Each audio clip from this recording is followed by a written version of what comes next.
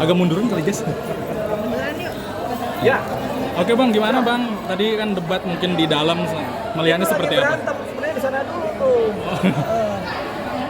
Lagi berantem itu. Yang mana? Pertanyaannya apa nih? Mungkin terkait debat tadi gimana mungkin hasilnya kan? Tadi perdebatannya dalam acara tadi kondusif, ya. Tapi setelah acara selesai, ini ada sedikit keributan. Makanya saya diselamatkan oleh Bu Fitri, Mbak Fitri. Jadi kita diselamatkan lah ini kan. Jadi posisinya di dalam mungkin masih ribut, tapi ini udah diselamatkan. Tapi nggak ada persoalan sih. Pertanyaan tadi apa? Karena apa mungkin tadi ribut Bang? Pasti ada sesuatu dong. Biasa, namanya pengacara sama pengacara kan kadang-kadang kan emosinya nggak ini kan nggak stabil. Jadi ada ribut lah. Tapi tanya aja ributnya apa? Kita juga nggak tahu. Soalnya nggak keluar ini. Bang, soal ke KPK ini kan banyak sorotan yang mungkin dari termasuk Bang Hotman juga mengatakan apa buktinya dan memang bisa dilaporkan pencemaran nama baik kata Bang Hotman seperti itu, dan mungkin jaksa merekam juga di persidangan itu katanya sudah selesai, itu sah-sah aja mungkin Bang. Seperti apa mungkin dari Kak Fitri sama Bang Dia sendiri? Memang boleh-boleh aja merekam ya, di persidangan itu boleh aja merekam. Siapapun boleh merekam, karena kecuali ditentukan main oleh Ketua Majelis Hakim. Kalau Ketua Majelis Hakim menentukan tidak boleh ada rekaman karena sidang tertutup, ya itu nggak boleh. Tapi kalau dibiarkan ya nggak ada persoalan. Jadi tergantung Ketua Majelis yang menentukan jalannya sidang kan. Yang pertama, kalau yang mengenai laporan ke KPK, itu bukti rekamannya, ya kita nggak tahu isinya apa. Jadi bukti rekamannya itu kan belum tentu juga mengenai penyuapan. Bisa jadi cuma bukti biasa atau ininya juga kita nggak bisa lihat lah ya. Yang jelas siapa yang merekam kita tidak tahu, isinya apa kita tidak tahu, kemudian apakah ini termasuk rekaman penyuapan apa tidak tahu, terus yang ngobrol siapa juga kita tidak tahu kan. Kemudian dikasih ke KPK, itu kita tidak tahu isinya apa. Gitu. Jadi ya ini masih didalami oleh KPK, masih didalamin. Kalau terpenuhi unsur ditingkatkan dari penyidikan, kalau nggak terpenuhi juga pasti ditutup.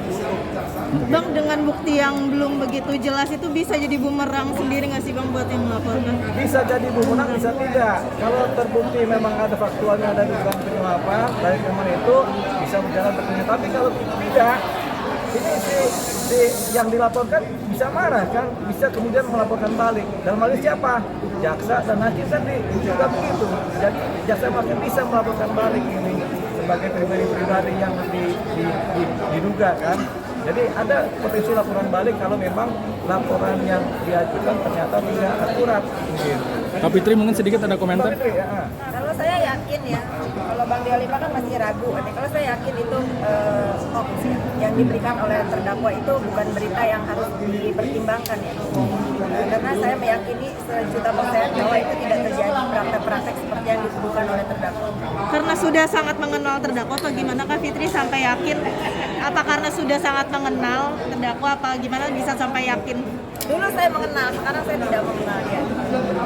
Saya tidak tahu jadi kenapa dia jadi seperti sekarang. Nah ini kan ada yang mengatakan kalau lebih baik dari Bang Hotman sendiri mengatakan kalau fokus permasalahan dibandingkan adanya keributan yang mungkin dan itu. Itu betul. Sebetulnya kalau pendapat saya ya, yang tidak mengerti hukum nih, yang dia punya itu sekarang adalah yang dia punya itu cuma harus kelakuan baik, bersikap sopan dan mengikuti perjalanan sidang ini dengan baik.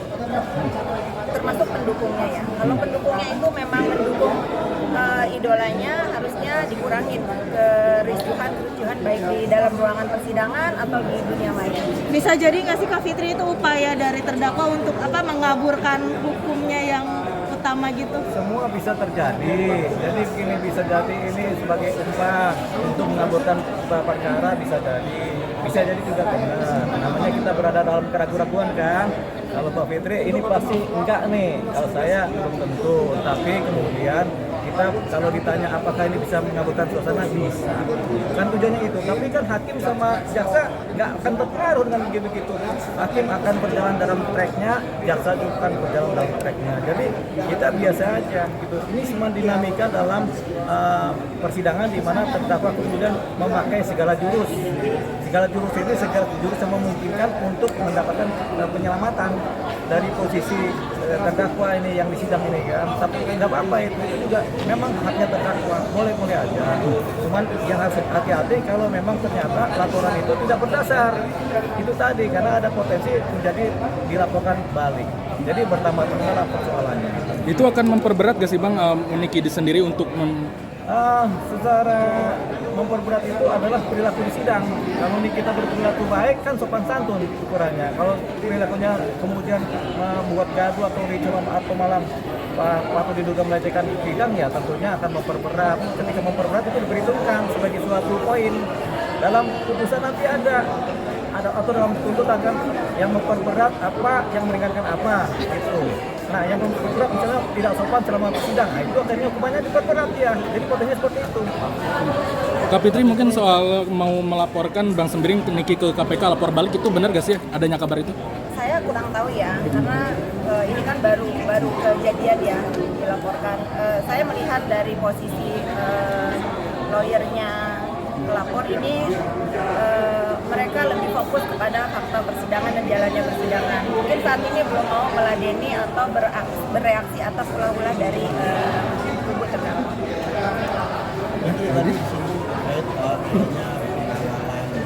Ya, saya koreksi ya. Mungkin teman-teman tahu semua bahwa saya ini memang orang timur. Jadi kalau misalnya saya berada di dalam keramaian yang mungkin menurut saudara-saudara saya perlu ditemani, mereka adalah saudara-saudara saya.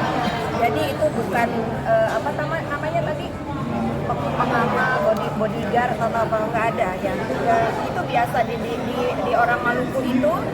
Saya berada di ibu kota di Jakarta, mereka menganggapnya saya ini saudara perempuannya.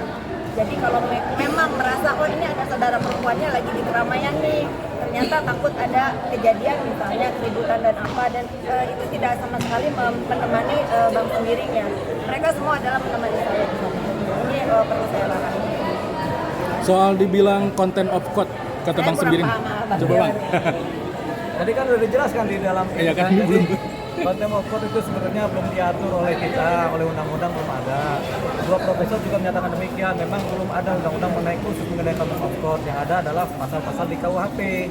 Begitu. Jadi ya kita tidak bisa kemudian menjustifikasi ini contempt of court apa tidak, karena memang undang-undangnya belum ada. Tapi yang bisa menentukan suatu posisi ini merendahkan martabat pengadilan itu adalah majelis hakim sendiri atau ketua pengadilan dalam konteks-konteks dan keadaan tertentu. Tapi ketika kemudian dipidanakan, yang akan berjalan adalah pasal-pasal KUHP juga, bukan pasal contempt of court. Jadi memang itu persoalannya. Gitu. Nah ini yang kemudian diharapkan ada undang-undang khusus mengenai contempt of court. Gitu. Tapi yang jelas kalau ada undang-undang itu malah lebih sulit lagi. Karena setiap persidangan selalu ada yang namanya keributan. Di sidang manapun juga sering kali terjadi keributan. Ada orang yang merasa tidak adil, ada yang merasa kurang adil, timbul keributan. Jadi biasa. Artinya dinilai dari perilaku dari terdakwa. Ya, nggak cuma terdakwa, contempt of court itu bisa jadi pengacaranya juga melakukan tindakan pelecehan terhadap sidang, bisa jadi gitu. Kalau konteksnya contempt of court, tapi kita sebenarnya belum mengenal contempt of court. Yang kita kenal adalah delik-delik biasa di KUHP gitu, di mana ada orang dihina, ada orang dirugikan, ada kegiatan-kegiatan yang merusak, ada berantem-berantemnya, itu yang disebut sebagai. Tapi sepatutnya memang kan harus bersikap sopan. Iya, sopan di persidangan tujuannya supaya apa? Supaya nanti dilihat oleh majelis hakim bahwasanya ini memang terdakwa beradab gitu.